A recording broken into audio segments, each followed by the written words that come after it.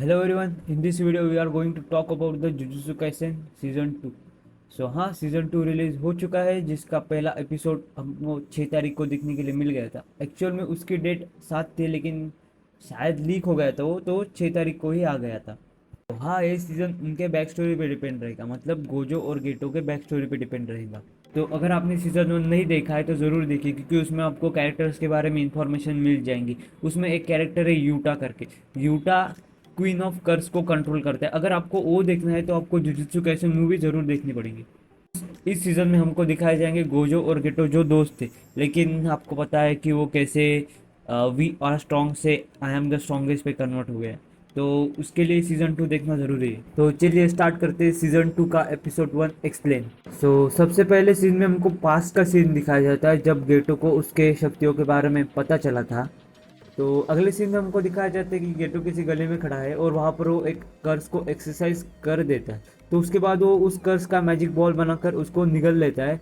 तो इससे वो शायद नॉलेज गेन करना चाहता था। जब गेटो को रियलाइज होता है कि उसके पास कितनी पावर है, तो वो ये सोचता है कि इस पावर का यूज़ करके वो लोगों की मदद करेगा, उनको कर्सेस से बचाएगा और कर्सेस को एक्सरसाइज करेगा। तो अगले सीन में हमको ये दिखाया जाता है कि गेटो और गोजो एक दूसरे के सामने खड़े हैं। तो अगले सीन में हमको एक बैक स्टोरी दिखाई जाती है, जहाँ पर एक बड़ा सा मैंशन है, वहाँ पर एक अमीर फैमिली रहती थी, उनका बड़ा बिजनेस था। लेकिन कुछ सालों बाद उनके बिजनेस में उनको लॉस हो गया, तो उसके वजह से उनको मैंशन बेचना पड़ा। जब से उन्होंने वो मैंशन को बेच दिया था, वहाँ पे कुछ कर्स एक्टिविटी चलने लगी थी। तो इंटरनेट की वजह से वो फेमस हो गया था, तो उसकी वजह से उससे जूनियर स्कूल वाले और यूनिवर्सिटी स्टूडेंट अपना चैलेंजेस और टास्क कंप्लीट करने के लिए उधर आते रहते थे। जैसे जैसे वहाँ पर लोग आते जाते रह रहे हैं, उसके वजह से कर्स एक्टिविटी बहुत ज़्यादा बढ़ने लगी है। यहाँ पे हमें उटा, हिमे और मे का सीन दिखाए जाते हैं। बेसिकली ये 5 स्टोरीज बताई जा रही है।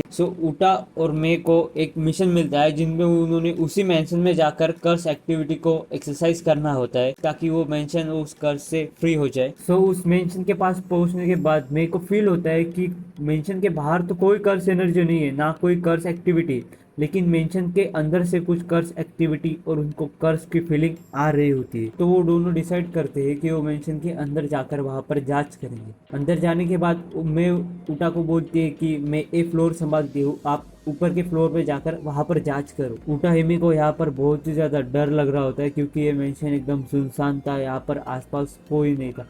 तो वो बहुत डर डर के जांच कर रही होती है। तो एक्चुअल में वो चिल्लाकर दरवाज़ा खोलती है, इतना वो डरी हुई रहती है। तो वो ऐसे ही डोर खोलते खोलते एक रूम में आ जाती है। वहाँ पर उसको ऐसा लगता है कि बेड के नीचे से कुछ तो आवाज़ आ रही है या फिर कर्स एक्टिविटी चल रही है। तो बेड के नीचे लाइट से देखती है, तो उधर कुछ नहीं होता, चूहे होते हैं, जिनसे डरकर वो रूम से बाहर आ जाती है। और जैसे ही वो रूम से बाहर आती है, पीछे से मैं उसके कंधे पर हाथ रखती है, तो वो उससे भी डर जाती है। जैसे कि मैंने आपको बताया था कि उटा हिमे को सेकंड फ्लोर की जांच करने के लिए भेजा गया था, लेकिन जब वो मैं से पूछती है कि क्या तुमने फर्स्ट फ्लोर को जांच कर लिया, तो मैं उससे बोलती कि हम ऑलरेडी फर्स्ट फ्लोर पे ही है। तो मैं उटा से कहती है कि ये जो पोटैटो चिप्स के पैकेट्स पड़े हुए हैं, बुक्स पड़ी हुई है, बैग्स पड़ी हुई है, ये मैं लगातार 3 बार देख चुकी हूँ। और इसके अलावा जब मैं यहाँ पर आई थी तो मैंने एक मार्क बनाया था, वो मार्क भी यही का यहीं पर है। उनके साथ जो एक्टिविटी होती है उससे उनको मालूम पड़ जाता है कि इस बिल्डिंग का कर्स यही है कि इन्फिनिटी में घूमता रहता है, वो लूप में घूमता रहता है। इसकी वजह से जो भी अंदर जाता है वो लूप में फंस कर मारा जाता है। तो 30 मिनट में ये लगभग 4 किलोमीटर चल चुकी होती है दोनों। तो उटा हुई में नीचे बैठती है और वहाँ पर वो बॉक्स से एक सर्कल बनाती है। वो मैं से कहती है कि मुझे पहले लगा था कि ये सर्कल वाला लूप है, लेकिन हम तुम्हारे मार्क के पास 4 बार आ चुके हैं, लेकिन हम जब भी उसके पास आते हैं तो उधर जाने के लिए हमको थोड़ा सा टाइम लगता है।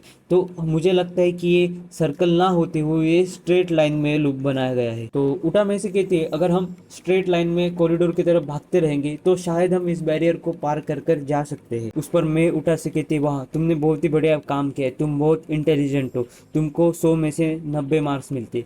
तो उस पर उटा चिल्ला कर कहती है कि मेरे 10 मार्क्स क्यों काटे। तो उस पर मैं एक्सप्लेन करती है कि देखो, अगर तुम दोनों स्ट्रेट लाइन में भागेंगे तो उससे अच्छा है कि तुम स्ट्रेट जाओ, मैं बैकवर्ड जाती हूँ, तो ये बैरियर जल्दी टूटेगा, तुम्हें ऐसा नहीं लगता। तो वो दोनों डिसाइड करते हैं कि वो अपोजिट साइड में भागेगी। जैसे मैं और उठा भागने को शुरू करते हैं, तो वैसे ही वो फ्लोर धीरे धीरे कोलैप्स होने लगता है, और थोड़ी देर बाद तो पूरी बिल्डिंग ही कोलैप्स हो जाती है और उससे वो बाहर आ जाते हैं। तो अगले सीन में हमको ये दिखाया जाता है कि वहाँ पर गोजो पहुँच जाता है और गोजो उटा से कहता है कि हे उटा, तुमको कुछ लगा तो नहीं, मैं तुम्हारी हेल्प करूँ, तुम रो तो नहीं रही हो। तो ये बात सुनकर उटा को थोड़ा गुस्सा आता है क्योंकि वो वैसे ही डरी हुई थी और उसके बाद गोजो उसका मजाक बना रहा था। पीछे से मैं आती है, मैं कहती है गोजो को कि अगर मैं भी इसकी तरह रोने लग जाऊँ तो क्या तुम भी मुझे ऐसे ही मनाओगे। तो ये बात सुनकर उटा को गुस्सा आता है। तो उटा ये बोल ही रही होती है कि पीछे से मेंशन में से उसका कर्ज बाहर आ जाता है, मतलब वो रिलीज हो जाता है क्योंकि वो बिल्डिंग तबाह हो गई। तो ये सीन के बाद हमको दिखाया जाता है कि गेटो वहां पर आ जाता है और वो अपना कर्ज समन करता है और उसका कर्ज वो मेंशन वाले कर्ज को निकल लेता है। गेटो गोजो को बोलता है कि कमजोर लोगों को छेड़ना बुरी बात है, तो उस पर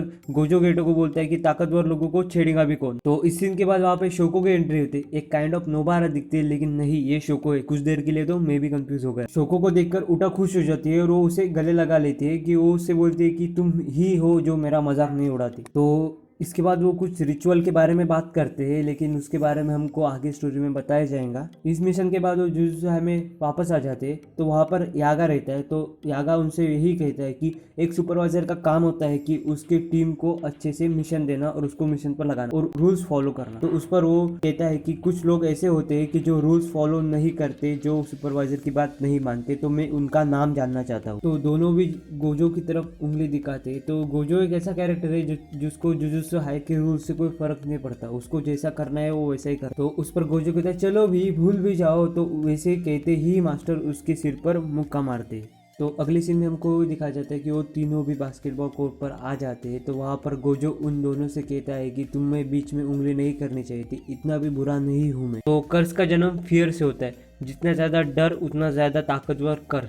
तो गेटो यहाँ पर कहता है कि अगर हमको लोगों को बचाना है तो हमको उनको खतरा दिखाना पड़ेगा, कमजोरों को बचाना पड़ेगा और ताकतवरों को मारना पड़ेगा, तभी जाकर हम लोगों को बचा सकते हैं। तो उस पर गोजो गेटो से कहता है कि हाँ यार, वैसे तुम्हारी बात तो ठीक है, लेकिन मुझे ऐसा लगता है कि और भी चीज़ों को कर कर ये काम करा जा सकता है।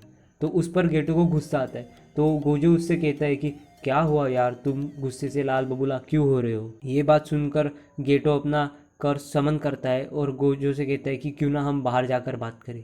तो उस पर गोजो गेटो से कहता है कि क्यों, तुम्हें बाहर अकेले जाने में डर लग रहा है। ये सब देखकर तो शोको वहाँ से भाग जाती है। बाद में यागा की एंट्री होती है। तो ये दोनों एक्सरसाइज करने का नाटक करते हैं। तो यागा उन दोनों को ले जाता है और उनको बताता है किसी लड़की के बारे में जो अपनी सीरीज में बहुत इंपॉर्टेंट रोल प्ले करने वाली है। तो यागा उनको बताता है कि वो लड़की लॉर्ड टेंजन की वेसल होने वाली है, तो उसको बचाना बहुत इंपॉर्टेंट है। दो लोग उसके पीछे पड़े हैं उसको मारने के लिए। तो गेटो और गोजो को एक मिशन मिलता है जिसमें उनको उस लड़की को प्रोटेक्ट करना होता है क्योंकि वो लॉर्ड टेंजन की वेसल होने वाली है। तो बेसिकली हमको ये बताया जाता है कि लॉर्ड टेंजन हर 500 साल बाद अपनी बॉडी चेंज करते हैं और वो चेंज करने वाला पीरियड अभी आने वाला है। तो लॉर्ड टेंजन का वहाँ पर रहना बहुत इंपॉर्टेंट है क्योंकि जुजुत्सु हाई को जो नॉलेज मिलती है वो लॉर्ड टेंजन की वजह से मिलती है। अगर लॉर्ड टेंजन नहीं बचे तो शायद का स्पिरिट जुजुत्सु हाई को टेक ओवर कर सकते हैं। ये सब सुनने के बाद गेटो उनसे कहता है कि जब भी लॉर्ड टेंजन अपनी बॉडी चेंज करते हैं नई वेसल में तो उनका बिहेवियर चेंज हो जाता है। वर्स टू वर्स हो सकता है कि वो इंसानियत की दुश्मन हो जाए। अगर ऐसा हुआ तो वो बहुत डेंजरस होगा क्योंकि लॉर्ड टेंजन बहुत ज़्यादा ताकतवर है। यागा उनको बताता है उन दोनों के बारे में जो उस वेसल के पीछे पड़े हुए हैं। सो गोजो और गेटो को भेजा जाता है उस अपार्टमेंट में जहाँ पर वो लड़की रहती है। गोजो नीचे रहता है, गेटो को ऊपर भेजता है। ये दोनों फ़ोन पे बात कर रहे होते हैं कि तभी वहाँ पर गेटो उसके डोर के पास पहुँच जाता है। तभी वहाँ बहुत बड़ा एक्सप्लोजन होता है, लेकिन गेटो को घंटा फ़र्क नहीं पड़ता और गोजो कहता है कि अरे क्या हुआ, वो लड़की बहुत इंपॉर्टेंट है हमारे लिए, अगर उसको कुछ हो गया तो हम मुसीबत में आ जाएंगे। गेटो को वो लड़की बहुत दूर उड़ते हुए दिखाई देती है। गेटो वहाँ पर अपने कर्ज को समन करता है और उस लड़की को बचा लेता है। तभी वहाँ पर हमको एक बंदा दिखाया जाता है जो गेटो को देखकर समझ जाता है कि गेटो एक जुजुत्सु सॉर्सरर है। तभी वो गेटो से कहता है कि उस लड़की को छोड़ दो। तो गेटो उससे कहता है कि पास आकर बोलो, मुझे तुम्हारी आवाज़ सुनाई नहीं दे रही। तभी गोजो पर अटैक होता है। नाइफ्स और कुछ शॉट्स से उस पर अटैक होता है, लेकिन गोजो को वो शॉट्स और नाइफ्स टच भी नहीं कर पाती क्योंकि हमको मालूम है कि गोजो के आसपास इन्फिनिटी है, सो उसको टच करना बहुत ही मुश्किल है। हमने ये गोजो और जोगो के फाइट में भी देखा है कि कैसे इन्फिनिटी से वो बच जाता है हर अटैक से। तो जो गोजो पर अटैक करता है वो उससे कहता है कि तुम तो वही फेमस सातोरू गोजो हो ना, अब देखते हैं तुम कितने ताकतवर हो। गोजो कहता है कि मैं तुमसे लड़ना नहीं चाहता, अगर तुम मुझसे माफ़ी मांगो, मेरे को भीख मांगो तो मैं तुम्हें शायद से छोड़ दूंगा। तो आपको मंजूर है क्या ये? तो यहाँ पर एक आदमी होता है जो कहता है कि सब चीज़ों की शुरुआत हो चुकी। भले लॉर्ड बेंसाई के पास इतनी पावर नहीं है कि वो जुजुत्सु से लड़ाई कर सके, लेकिन इसका हिसाब किताब तो वो पूरा रखेंगे। तो क्या कहते हो तुम, मैं तुम्हारी फोटो खींच लूँ? तो यहाँ पे दूसरी ओर हमें फुशिगोरो का सीन दिखाया जाता है। ये मेगुमी फुशिगोरो नहीं है, ये उसके पिता है तोजी फुशिगोरो। तो वो कहते हैं कि मैं तुम्हारा ऑफर एक्सेप्ट करता हूँ। तो ये एपिसोड यहीं पे ख़त्म हो जाता है। अगर आपको एक्सप्लेन पसंद आई है तो चैनल को सब्सक्राइब करो, वीडियो को लाइक करो और मिलते हैं नेक्स्ट वीडियो में।